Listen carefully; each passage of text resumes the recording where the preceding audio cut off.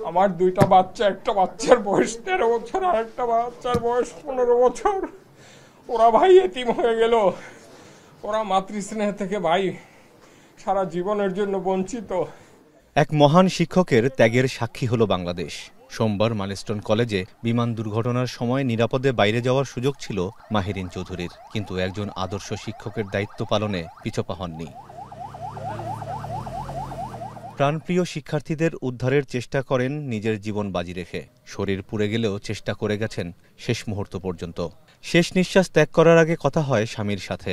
সেই কথা বলতে গিয়ে বারবার কান্নায় ভেঙে পড়েছেন স্বামী। এতগুলা প্রাণ, এতগুলা সংসার, এতগুলা ফ্যামিলি ধ্বংস হইল।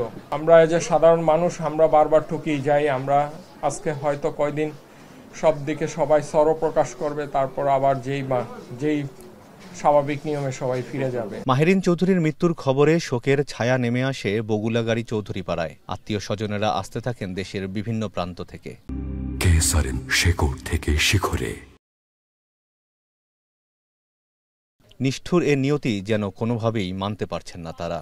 সে রেস্কিউ করে প্রায় 10-12টা ছেলেকে সে বের করার পরে আবার যখন ঢুকছে তখন আবার ব্লাস্ট করার পরে সে নিজেই প্রায় 90% পুড়ে যায়। মাস তিনেক আগে বগুলাগাড়ি স্কুল অ্যান্ড কলেজের ম্যানেজিং কমিটির সভাপতি নির্বাচিত হন মাহেরিন। যে শিক্ষা প্রতিষ্ঠানটির উন্নয়নের স্বপ্ন দেখতেন সেখানেই ফিরলেন সাদা কাফনে বন্দী হয়ে। তার বেড়ে ওঠা রাজধানীতে হলেও এলাকার উন্নয়নে চেষ্টার কমতি ছিল না মাহেরিনের, তবে সে চেষ্টা অসম্পূর্ণই থেকে গেল। মহান এই শিক্ষকের জানাজায় যোগ দেন প্রশাসন ও স্থানীয় রাজনৈতিক দলের নেতাকর্মীরা। আমিরুল বাপ্পি, এখন, জলঢাকা, নীলফামারী।